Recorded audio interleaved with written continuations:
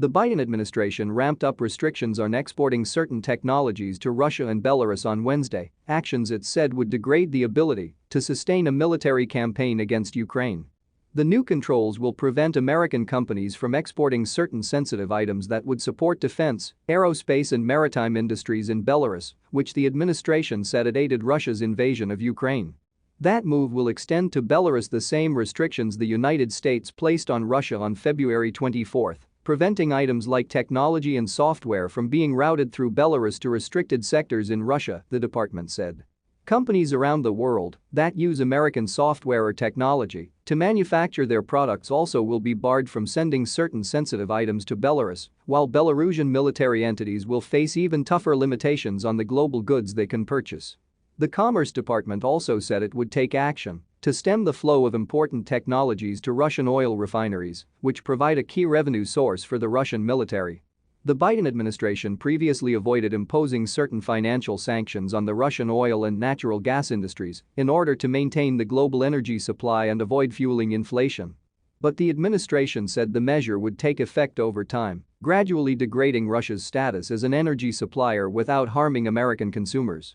Certain companies and institutions that have supported the Russian or the Belarusian military will also be added to a blacklist that places restrictions on their purchase of American products.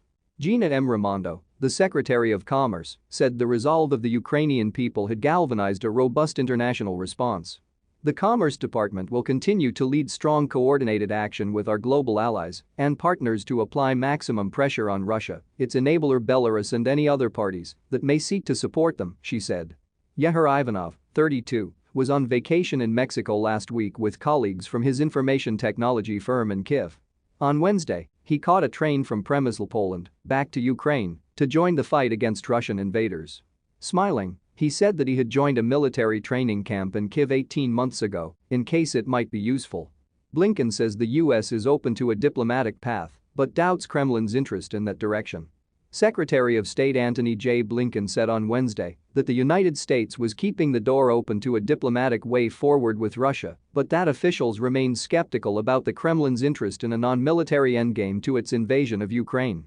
De-escalation, pulling back forces, that would open a path to diplomacy, Mr. Blinken said.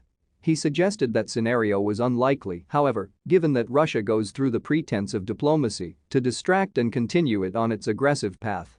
Mr. Blinken spoke shortly after the State Department announced that he would depart on Thursday for a 6-day trip to Belgium, Poland, Latvia, Lithuania, Estonia, and Moldova. He will meet with NATO officials in Brussels and then with leaders in those Eastern European NATO nations where fears have grown sharply about increased Russian aggression. Asked whether he believes Russia's military had been targeting civilians in Ukraine, Mr. Blinken said it was not yet clear. He said that in the past, however, one of Russia's methods of war is to be absolutely brutal in trying to cow the citizenry of a given country, including through indiscriminate and potentially deliberate attacks on non-combatants. Mr. Blinken declined to speculate about the state of mind of President Vladimir V. Putin, though he hinted that the Russian leader was dangerously closed off from accurate information. Analysts have noticed that hard-line figures have ascended in the Kremlin in recent years and that Mr. Putin has appeared to isolate himself in a bubble of social distancing during the pandemic.